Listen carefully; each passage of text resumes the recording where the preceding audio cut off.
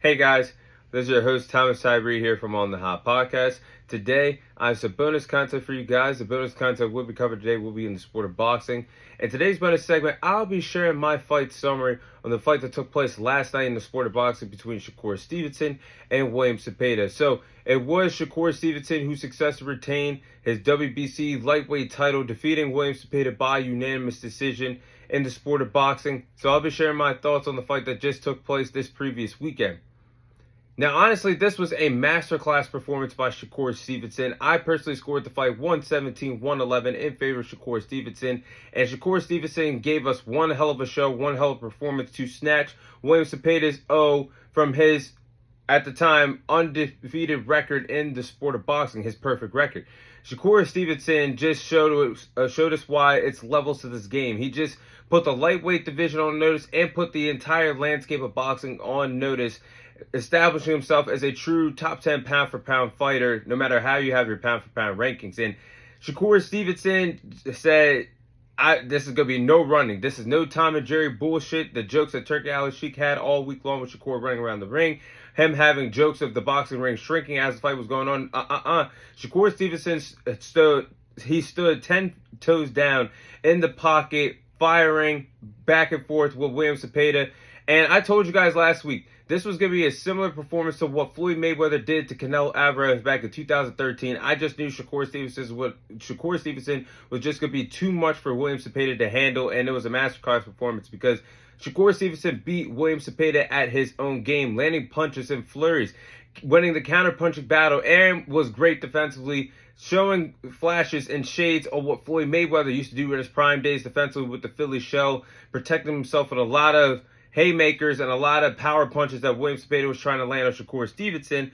Other than the third round where Shakur Stevenson nearly got dropped, I never thought that Shakur Stevenson was in pure danger of losing this fight Saturday night against William Zepeda. And Shakur Stevenson also did a good job landing more power punches, attacking the body, slowing down the pace of the fight to his liking so he could be in full control of the fight against William Zepeda, who is a fighter that likes to fight at a fast pace, likes to throw combinations and punches and flurries. This is a fighter that throws around 100 punches or more in between each and every single boxing round in a boxing ring. So this is a very high tempo fighter that Shakur Stevenson just defeated. He slowed the pace down to his liking and beat William Zepeda's own game. Shakur Stevenson was more successful, landing more counter punches, landing more punches and flurry, actually landing more power punches than William Zepeda did the entire fight, which is actually shocking to me. But Shakur Stevenson fought fire with fire. This was one hell of a performance by Shakur Stevenson. If you wanted the fans to be invested in you, if you wanted the attention on you from all the fights that took place in the sport of boxing, this performance that Shakur Stevenson had against William Zepeda, this is the number one topic in all of combat sports this weekend, based off of what he did to William Zepeda, and did it to a lot of boxing fans' liking. He entertained the crowd. He did not run. He fought in the pocket. At times, he was fighting off the back foot, but he wasn't going nowhere. He wasn't moving elusively around the ring or seen as a track star in the press when he fought Edwin De Los Santos. This was a great performance that Shakur Stevenson needed to put the lightweight division on notice and the world of boxing on notice. So, with this win, this is another satisfying victory for Shakur Stevenson because William Zepeda was an undefeated fighter at this lightweight division, and he was flirting with the idea of being a world champion. Oscar De La Hoya and Golden Boy Promotions did a tremendous job grooming up William Zepeda up until this point, and they still have done a great job marketing-wise, and I think William Zepeda still has a bright future in the sport of boxing, but for his first championship fight, you getting in the ring with one of the best in the world, it's levels to this game because it's a learning curve because William Zepeda did everything correctly. The game plan was correct. He was supposed to walk down Shakur Stevenson. He was supposed to fight in the pocket with Shakur Stevenson. It just shows you its level to this game because Shakur Stevenson adapted well. He made the key adjustments in between rounds and never let William Zepeda get going offensively or never really get into a true groove in this fight. That's why I scored the fight 9-3. Again, 117-111 in favor of Shakur Stevenson for this fight. And again, there's levels to this game because William Zepeda did do everything correctly, but when you're a B- fighter, this first time you're in a world championship fight, fighting a world-class fighter that is an A-plus fighter, one of the best in the world today, this is what happens. And there's nothing for William Zepeda to really look down at other than you were unsuccessful. Your undefeated record is gone, and you did not win the WBC lightweight title. He's going to get plenty more opportunities, plenty more world title shots in his boxing career. So I know it's frustrating for him, and maybe it's frustrating for Oscar De La Hoya.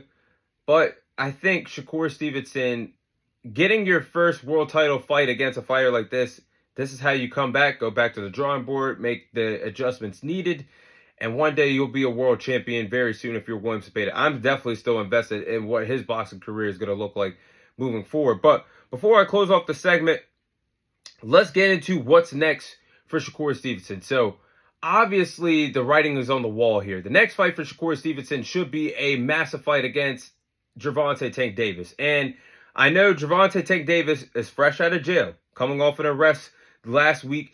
He still has a rematch to attend to whenever we get it against Lamont Roach. We will get that by the end of 2025, but Gervonta Davis needs to take care of business against Lamont Roach. And if he does that, we need to get a title unification fight as soon as possible. And Shakur Stevenson needs to continue to press forward, wanting that big, massive fight against Gervonta Tank Davis. Is the only big fight that makes sense at lightweight right now. I still think it's a 50-50 fight. I know a lot of people are going to jump on the bandwagon. A lot of people believe that Shakur Stevenson can defeat Tank based off of this performance against William Zepeda, who is a southpaw fighter. But let's not forget what Tank Davis did to Frank Martin in 2024. Frank Martin and William Zepeda, respectively, are both B- fighters. And Gervonta Davis fought a Frank Martin that was a slick southpaw fighter. That is what Shakur Stevenson is. He just doesn't have the defensive skills like Shakur, but he's a slick southpaw fighter.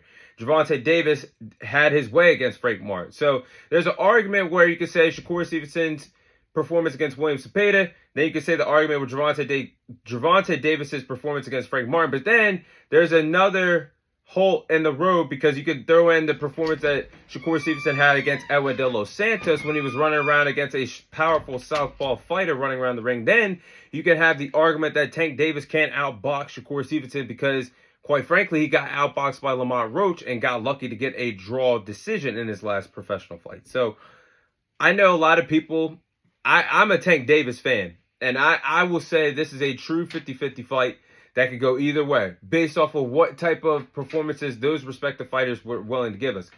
Is Shakur Stevenson willing to stand in the pocket against Gervonta Davis? I personally don't think so.